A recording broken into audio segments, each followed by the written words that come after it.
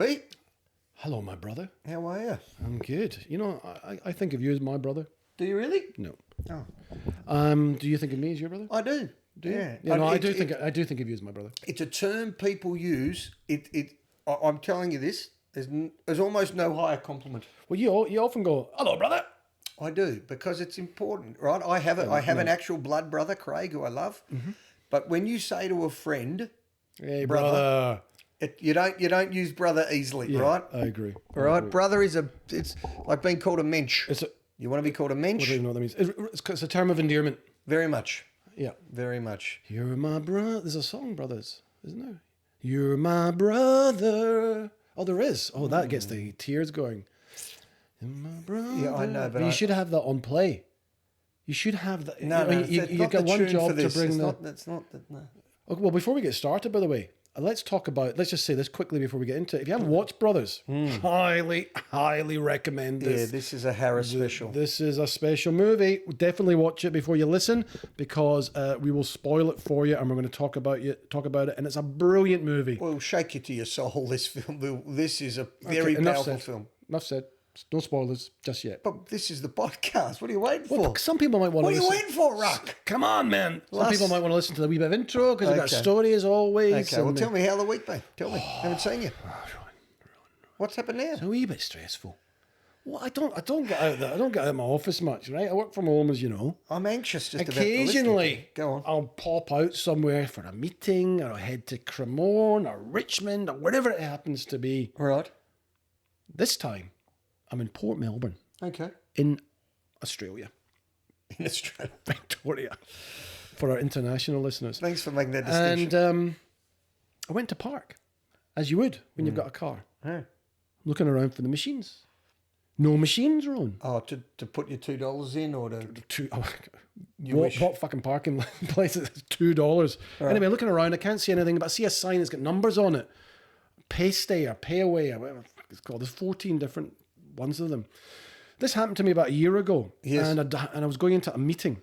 And I got there like 10, 15 minutes before. But by the time I'd worked out the app to download and then putting all my details and the credit card and this and that, I was actually late for the meeting and it just drove me nuts. And then I'm at this one, and I see that it's a different app that you have to download, but I had downloaded it before. And it must have been about 2 years ago when I had another car. Right. So I'm standing there. I'm desperate to get into where I need to get to. I see that the app needs to download again. It downloads, and it comes up, and it's got the details of my old car. So I'm Oh, it's a pain in the arse, these fuck's things. sake. Yeah. So It's got your old profile. I've got to first of all remember, is it a Google login? Is it an Apple login? Yeah. Is it my email and login? Yeah. For 10, 15 minutes, I'm standing there putting all this new information in, and I've got to update my credit card. And finally, for $5, and I'm only in there for like 20 minutes, I get all this stuff done. And it was just frustrating, Rowan. I mean, in this day and age, can't one just tap and go? I've told you this before. I don't want to hear it then. Tell me something new. Technology's like fire. Oh, God. But it's true. No, you're right. It is. Yep. It's your best friend or your worst enemy, right? If it's working for you, you think, how could I live without it? But to your point, it's a bit like the train system in Melbourne, which they're trying to change. We should have just tap. If you go anywhere in the world, you use your phone and you tap. We've got a MyKey card. Yep. To sit and park, if you're in Port Melbourne, if you're in the city of Melbourne or you're Stonington or any other local council, you have to go around and download the app and then log in. You may never visit that place again. You need to set up an account. It doesn't even let you go as a guest entry. It's funny you say that. I still actually had $12 left in the account from 2 years ago. Yeah. Right. Because you got to load it up. So actually, I didn't pay. So that was one. Well, you did pay. Silver lining. You paid 2 years ago. Yeah. But it feels like it was free. But it feels like it's free. But isn't it a business, though? Don't you just want to park your car? Talking about business. A few days later, I went parked near Luna Park. Yeah. I got so distracted, I forgot to get a ticket. You forgot and I forgot to get the ticket this time. you got booked? Did I get booked? I'm sitting having my burger. I had McDonald's. No, it wasn't McDonald's. I had just having a burger in Ackland Street, and I'm like, oh shit! And this was about an hour later. Fuck, I haven't got my thing. So we wolfed down the burger, went back, and sure enough, ticket. Oh, right. How much do you think the ticket was? 150? It was 102 actually. So I was pleasantly surprised. Yeah, it's funny, isn't it? It's okay. So I get a lot of speeding tickets. An expensive burger. It's an expensive burger. So that was that. And then it kind of got me onto annoying things. And I was laughing to myself. I think it was this morning. I was setting up all the podcast stuff. How many times do you get the USB cord, right? And you put it in, or you try to put it into the slot, but it's upside down, right? So you flip it around the other way, and the fucking thing still doesn't go in. So you put it in that way, it still doesn't go in. So you turn it around 14 I'm worried times. you're going to have a heart attack. You're worrying about the wrong things. These are everyday life issues. I know, but but if you put it in that way, and it goes, no, that's the wrong. So you turn it around, but that's the wrong way. Then you go back the first way, and it's right. You just got to jimmy it. I'll jimmy you. I want to ask you something about Tell me about your week. No, but I want to ask you something about your parking fine. Were you in a no standing spot? No. Or was it a time spot and you needed a ticket? It was, Luna Park. This is a massive parking area. It was during the week. And actually, there was no cars around. And I just got distracted. I was talking to someone. Whatever happened. And I just completely forgot. It was so silly. And because I don't often venture out much, as I keep saying. No, but I've got a personal beef. If it's a no standing spot and you park, that's bad because there must be a reason. Yeah. It's no standing, too close to the corner, could cause an accident. Disabled parking spots, no problem. No, but if it's an hour spot and you're there an hour and 10, to get hit with $102, it's extreme. Because I agree. Yeah. Right? You're entitled to park. You took a bit over. Most people would allow that. It's not causing danger to anyone. But I think there is a give and take. Maybe if you're 2 minutes over, I don't think you'll get booked. The councils, it's a money-making exercise to Maybe raise. You would. I just want to touch on this. I brought it up, and I was joking about parking in a disabled spot. But are you still allowed to use the word disabled? And is it called a disabled spot? Or is it a handicapped spot? Because it's no longer disabled toilets. It's accessible toilets, rather than using the word disabled. So I wonder. I use the word disabled. I don't know if that's not PC anymore. I mean, to be fair, you're slightly disabled yourself. That's lovely. But I mean, just slightly unable to put your mic. I'll let you keep digging. Well, only because you still can't put your microphone together. No, so you're making fun of it. So now you're making fun of disabled people. That's not genuine. I'm absolutely 100% not making fun. Yes, you are, because that's not a genuine. But disabled means my car's disabled, as in it's not working. So I'm using it in that context. You're bullshitting. You don't work properly. It's what I should have said. Yeah, I'm not capable. There's capable and then there's disabled, because I can take you to real disabled people. Well, there's people. abled and disabled. That's right. Able-bodied people and where are you? Not able-bodied. I'm able-bodied. Yeah, I am in about 4 areas. Name one. Table tennis. There we go. Every podcast. You bring up Jeremy and I'll bring up table tennis. Hey, Jeremy hasn't been mentioned for a while. My old mate Jeremy. Shout out to Jeremy. Is he disabled or able? You know what? Shout out to Simon. Shout out to Matt. Shout out to all our guests. All our guests. Actually, Jeremy hasn't been a guest still. We're still waiting for the big Jeremy to come back. The Blues Brothers reunion. The Blues Brothers or the Godfather, maybe. Anyway. Okay. Tell us a little bit about Brothers, because this is a lot to consume. How was your week, mate? How was your week? People want to hear about you. Nothing too exciting. Do you know the messages that we get coming into our email? Should we give our email out again? Sure. Go on. Can't remember what it is. It's Aussie and the Scotsman 24 at gmail.com. Oh, there we go. AUSSIE. Well, what do you want to hear? Ron's wonderful. We really love listening to Ron. Ron's table tennis stories are brilliant. His Repo Man stories are even better. Can we have more Ron? Is that what you want to hear? What was that? Was that an Indian grandmother? Who was that? I think we're going to start a franchise. That was my baby voice. That was your baby voice. I thought it was your Indian spin-off. We can't keep doing Indian voices. So tell me, how was your week? What's going on? No, nothing exciting. A vanilla week. I don't have anything to tell you. You're honestly potentially the most boring human I've met. I could be. I tell you what it is. I tell you why you don't have stories. Because you've told them so many times on repeat that everybody knows your stories, that you've actually got no new stories. Probably right. I'm definitely right. You want to get a rise out of me. No, I don't want a rise out of you. I want to hear something of interest. I don't want to be the one work, speaking. I come home, I spend time with my... What do you want to know? Nothing. How's your family? All terrific, yeah. The boys. What are they up to these days? What are they doing? How's the kids? 2 of them are doing university, 2 at school. Yeah. You know, they're all gym junkies. Oh, good. That's a great debate in our house, what you can bench. Yeah. Oh, what are they benching? The 2 bigger boys are well over 100. They're benching over 100 kilos? Yeah. Jeez, that's great. Yeah. And my 3rd son, Charlie, who's been on the podcast, just tipped over 70 kilos. He's pretty really? And he doesn't weigh it. He tells me he weighs 62 and he benched 70. Well, that's the mark. Where if you can bench your weight I'm working on it. I'm coming down and my muscles. Can you bench your weight? Yes, I can. My max was 120 a few years ago. I'm now probably 85 to 95. Really? And if I was training pretty regularly with weights, I could get up to 100, 105. Oh, right. And I can... You're talking free. That's what I talked to him about, not the machine when someone spots you. It's free weights. Free, because that means the bar and everything. The dumbbells, I bench press 40 kilo dumbbells, individual ones, and I can bent over row 45. No one's on listening each arm. anymore. I reckon everyone's people asleep. that like to exercise. I So can't how much believe Jim's what can you bench? I don't think I've ever done it in my life. I think you've only ever slept on a bench. What's that? What? You're sleeping on a bench. Have you ever done any exercise in your life? No. You think you should start? No. Put a ball in front of me Yeah, and look, I'll go yeah, chase. look, I'm yeah, like look. a dog. I'm like a dog. Put a ball down and I'll chase it. If there's a bench, I'm not interested. Put a ball around. A little golf ball. Here we go. Golf story coming. Come on. Tell me about brothers. This is not good enough again. Just come with something. Oh, come gym with is something. so boring. I've never finished a gym membership. Never.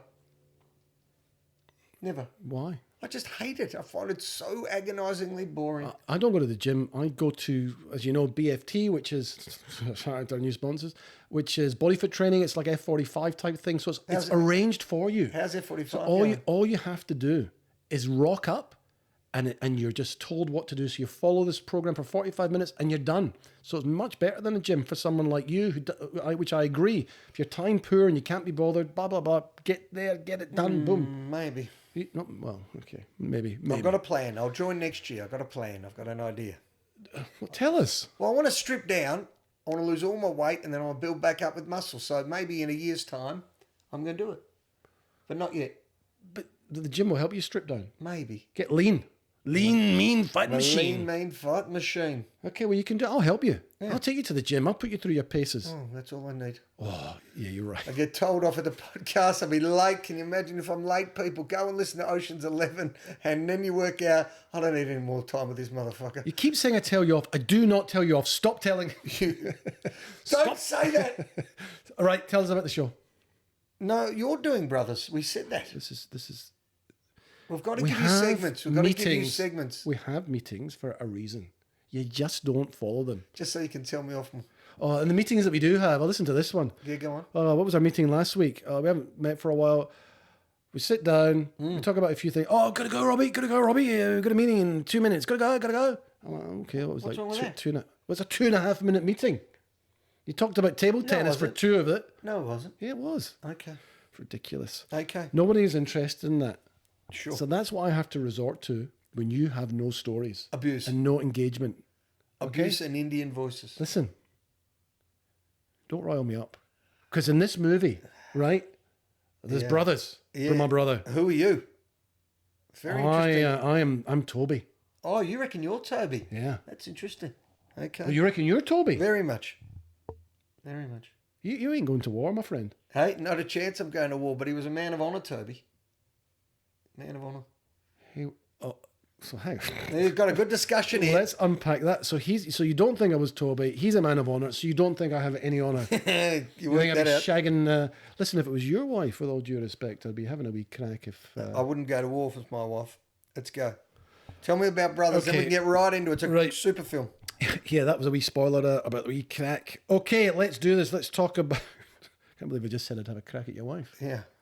I'll cut that out, don't worry. Keep going. Spoiler alert, as I said before, Brothers, directed by Jim Sheridan in 2009, starts with Captain Sam Cahill, Tobey Maguire, a dedicated US Marine who's presumed dead after his helicopter crashes in Afghanistan, while his wife Grace, played by the wonderful Natalie Portman, grieves. His troubled brother Tommy, played by Jake Gyllenhaal, steps in to help raise her 2 daughters and slowly begins to redeem himself.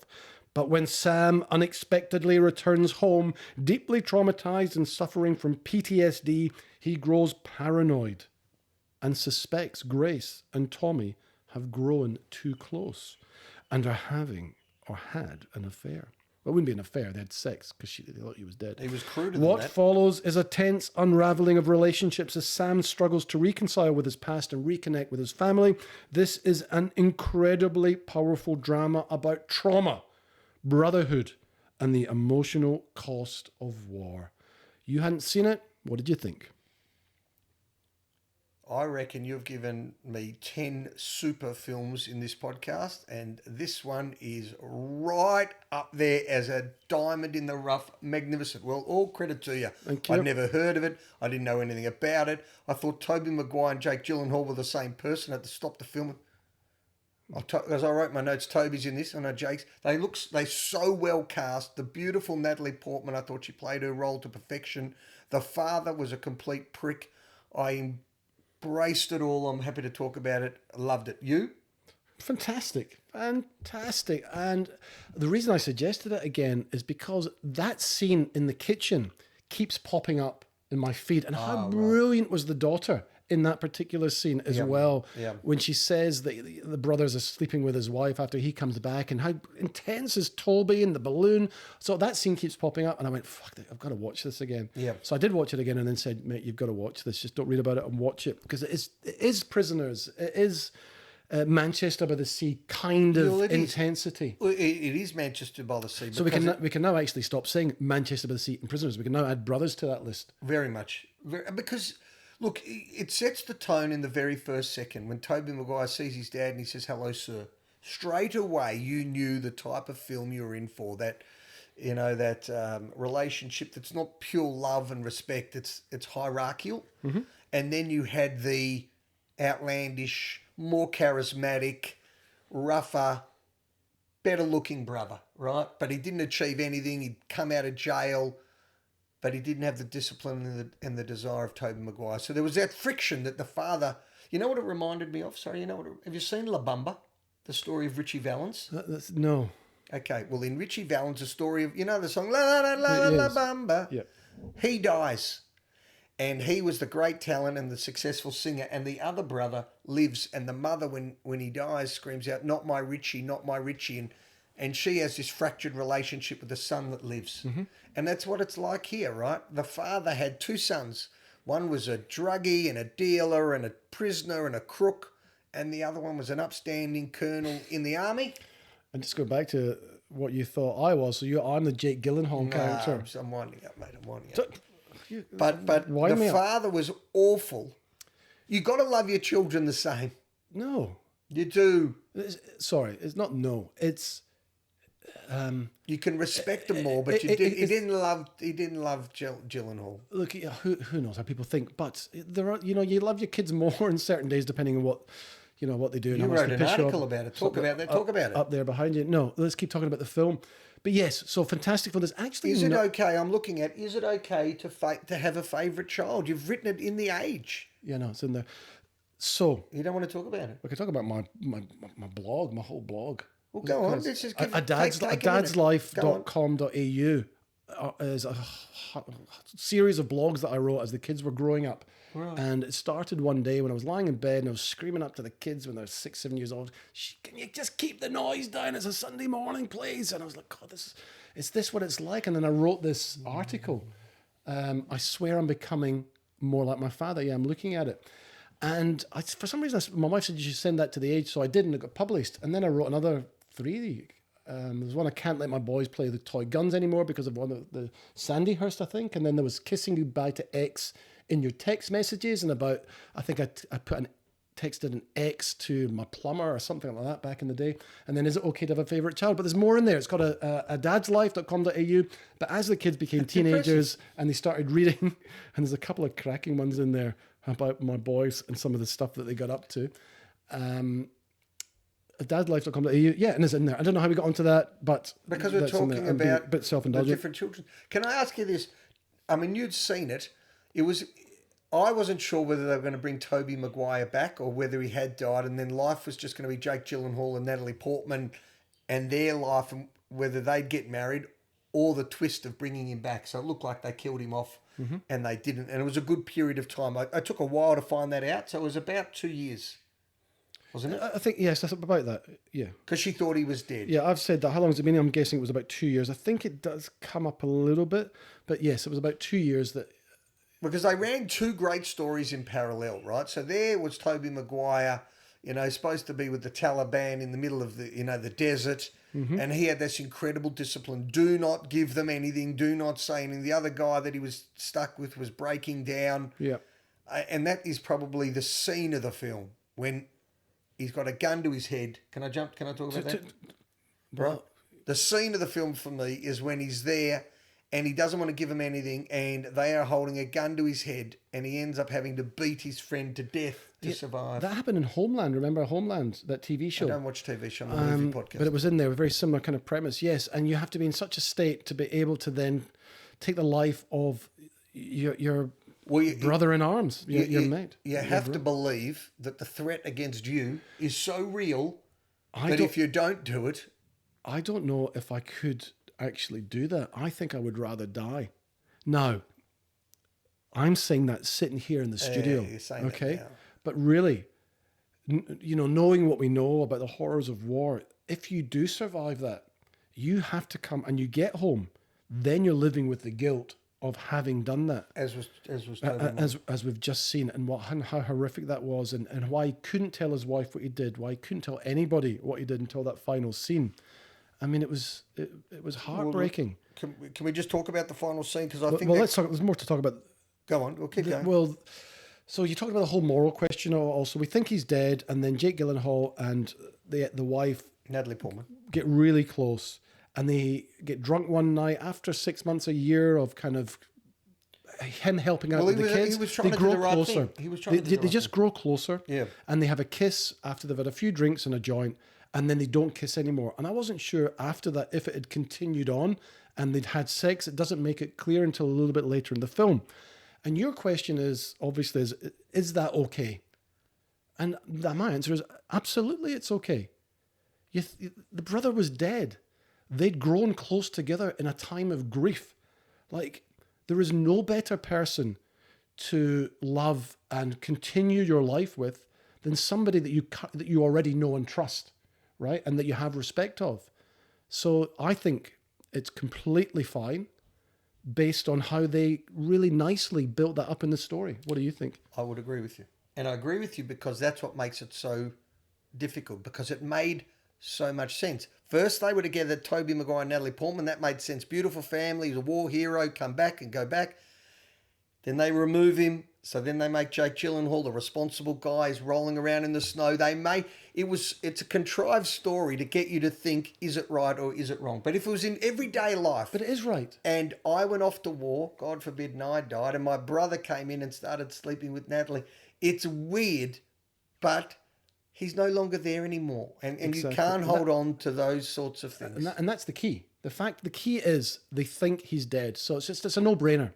And then he starts to get the respect of the father again, because he starts to... Sorry, but had he come back and she continued, that would be wrong.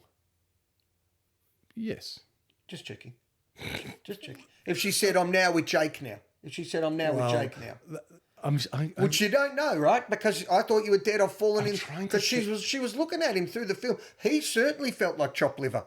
When Tobey Maguire comes off the plane, I've written it down in my notes, he was second fiddle again. There's is it American Sniper, The Hurt Locker? There's a film like that where that does happen. Oh, 100%. You move on. The Tom, here we go. Castaway is not dissimilar. Castaway is that. He comes back and she's made, because he was gone 4 years, she makes a new life and he comes in the rain. You didn't like the scene because it's very contrived.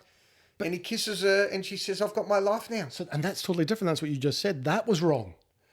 Well, she stayed? Well, no, not that she stayed. She's got her life now, which is fine. But they had that kiss. They still got that connection. Maybe the kiss was the ending of it all, which it was. She follows him out in the driveway. Don't you remember Helen Hunt? She stays. Okay. Yes, it's a perfect example. Great get. Castaway. She stays with the guy, not, oh my God, it's my husband. Yeah, because it's been 4 years since she spent her life. So it's kind of the opposite. It's exactly what you were just talking about there. It's the opposite. So I'm glad Natalie Portman, she was divine in this. She didn't know how to handle it. She needed support. She just wanted to stay in bed. And then he comes back and then he was this tortured human, Tobey Maguire. He was. And he starts to see how close they are. And he's so tortured because of what he's done and the horrors of war. And he asks his brother straight out, have you had sex with my wife? Well, he doesn't. He's ruder than that. Whatever. Good enough for the show. Have you had sex with my wife? He's like, what? Why would you ask me that? He doesn't really answer it. So I'm thinking in my head, maybe they have had sex. And then there's a whole dinner table scene, a most phenomenal dinner table scene that you've got to watch in terms of acting and intensity. Brilliant. This little girl at the table bursts out after Tobey Maguire, her father, shouts at her About the balloon. And she goes, Uncle Tommy I've been sleeping with Mum the whole time. I wish you were still dead. Boom. No, I wish you... Whatever, it doesn't matter. Oh, sorry. Right? I wish you were still dead. And all of us, it just goes deathly quiet. And we think at that point, well, maybe he has been sleeping over. And maybe they have been having sex. But ultimately, we do actually get to believe when Natalie Portman tells Tobey that all we ever did was have a kiss one drunk night. And I believe that. Did you believe that? Yeah, I believe that. Yeah. And so there's another question, which is, if they had had sex, do you say? And does that put a different dynamic on it? No, it doesn't. They thought he was dead. They had moved on. It was a traumatic scenario for all of them. The kiss or the sex, yes, it's worse, obviously, but no, I don't. She didn't want to, right? She had moved on. This was not 5 seconds. This is 2 years later. Yeah, but I'm surprised they didn't have sex. And would that have changed the dynamics of the film? And could you reconcile with your partner after coming back from the dead if you'd known they did sex with your brother? Can you get back from that? That's a tricky one. Well, probably not. It's a hard one. Like you probably There's take some a while. great moral questions. That's why it's got to be a made up story, because it's so convenient. I mean, the father also, I take you down the path of the father, who was a complete prick, but then you find out later that he was a war guy and he had PTSD, and you know, Jake Gyllenhaal would say to him, excuse me, I know what you like as well. So, you know, I just found it a wonderfully powerful film. And the bit that we cannot connect with is that I would never go to war. And every film that we've watched and we're educated by, like the American Snipers, they come back, they serve their country, they give their soul. And he says the best final line could be in any film: the dead have seen the end of war. The question is, can I live again? Because he might have survived the war, but it took his life. Yeah. It took his life. When he went outside with the gun in the final scene, I thought they were going to shoot him for sure. Yeah. I was certain. Did you? Did you see it? I did. The final scene for me, unless there's anything more you want to talk about, because it's a pretty simple story. There's not a hell of a lot to it. There's 4 or 5 scenes, 4 or 5 main acts to it. That final scene, when essentially... outside the house you're talking? He pulls out a gun. Yeah. Okay, and he threatens to shoot his brother. And the police arrive, and the police know him, and they know he's got PTSD. Ultimately, Tobey puts the gun down, but he's taken to jail, or he's taken to a psychiatric hospital, wherever he goes, to one of the veterans' hospitals. And his wife comes to visit him, and she says, this is the final scene, Sam, what happened? Why are you punishing yourself? I've loved you since you were 16 years old. Tell me, or you'll never see me again. And then he said it. He said what he did. And I actually cried at that. Yeah, it was enormous. I'm going to start crying now. It was enormous. A phenomenal release to admit that. And nobody's going to blame you. But he was trying to protect her as well. He felt guilt. He didn't want to bring war back into their life. I've got a movie in my head, or something's in my head, where I've seen this before. This has happened before, where the guys actually had to go and say, Cruise. Tom Cruise in, what's the one when he gets paralyzed? When his legs... Oh, Born on the 4th of July. He accidentally kills his mate. Yeah. And he has to go to the mother's house. The person's that was more accidental. It was accidental, but he still did it. He still killed... And you carry the guilt, deliberate or not. Yeah. And I don't know if Tobey Maguire would end up doing that. So, incredibly powerful ending. And well, that's right, because he meets the wife is the friend, right? They have the baby over, and he doesn't say... she says to him in the film, that's right, what was he like when he died? Was he brave when he died? Yeah. And he just says, he was. So he protected his... I would have to tell her. Yeah. I couldn't live with it. I think you have to, in order to move on with your life... To release it. You release it, but then, is that fair to the other lady? Well, I suppose it kind of... She'd never look at you the same again. Well, that's fine, but it's more about... I'd rather live with that pain and guilt if it meant you didn't have to burden that. But if it was more cathartic for you as the sufferer to hear it, then I would tell you. It's a hard. Well, that's what all these. That's why it's a brilliant movie. That's why it's a brilliant film, because the moral questions it raises of such a simple topic. Two brothers, very opposite, different fellas. One goes off, he's supposed to be this war hero, and the other, look, Jake Gyllenhaal develops as a character in this film so really well. He's, becomes a lovable... Becomes responsible. Yeah, responsible and the playable, instead of just picking up the girl on the way into the, to dinner, and he was drunk and all those sorts of things. So, no, I thought it was a... Wow, we did a show at the start of the year called Diamonds in the Rough. If we do Diamonds in the Rough 2, this is number one. No one's... I'm dying to hear what you're going to say about the money it made, because it stirs your soul. It really stirs your soul. And also because of the cast. It's a top quality cast. Tobey Maguire, Jake Gyllenhaal, Natalie Portman, Mare Winningham, who was the stepmother, who's also fantastic, and Carrie Mulligan was the wife of the guy that was killed, and Ethan Suplee, the guy that we know as well, who was in American History X. So phenomenal cast, and a powerful acting. Talk about cast. What did you think? How much weight did he lose, Tobey Maguire? You got that in the trivia? I will in a second, but the director, Jim Sheridan, directed My Left Foot. Oh. My father's an innocent man. I know that's different. My Left Foot. But he also directed My Father's an Innocent Man in the Name of the Father. We're going to talk about Daniel that. Day-Lewis, the boxer, American Brothers, and he has received 6 Academy Award nominations for his work. I think it's time. It's time for Rowan Reminisces. I love that tune. Okay, we're going to go back to 2007. Ooh, okay, I love that year. This is a good year. Okay, ready for Best Picture? The nominees: Michael Clayton, Juno, There Will Be Blood. There Will Be Blood. Atonement, No Country for Old Men. And the winner of the Oscar 2007. There Will Be Blood cleaned up. Is Daniel Day-Lewis won next. No Country for Old Men. Wrong. There you go. We've done that. We've done There Will Be Blood. Have you seen Atonement? Nope. You seen Juno? Yes. You seen Michael Clayton? No. What a terrible name. It's like Richard Jewell. These terrible names. I think he's an Irish guy. Is that Liam Neeson? It's Liam Neeson plays some sort of Irish dude. Some sort of Irish dude. Okay. I think a leader of a movement. You've got movement. Leader of movement. 2007, the winner of Best Actor. Daniel Day-Lewis. Can you let me ask the question? You don't get any extra points of being right. And quick. Viggo Mortensen in Eastern Promises. Haven't seen it. Tommy Lee Jones in The Valley of Eli. Seen it? Nope. Johnny Depp, Sweeney Todd, the demon... Sweeney Todd, the demon barber of Fleet Street. You seen it? Nope. And George Clooney, Michael Clayton, or Daniel Day-Lewis, There Will Be Blood. The winner? I've abandoned my child. I've abandoned my boy. I thought you'd like that. Was a setup for you. The winner of Best Actress in 2007 was Helen Page for Juno, Laurie Linney from The Savages, Julie Christie, Away from Her, Cate Blanchett, Elizabeth, or Marion Cotillard, La Vie en Rose. Elaine Page, but I don't think she's Elaine Page. What's her name? Page? Elaine Page, Juno. Are you sure that's her name? Because she's now become, she's now trans, what do you call it? She's... Transgender? No, she's become a man. What do you call it? Okay, well, regardless, she didn't win. The winner was Marion Cotillard in La Vie en Rose. Coulthard, Marion Coulthard. There you go. Who was the most famous person to die in 2007? Was it?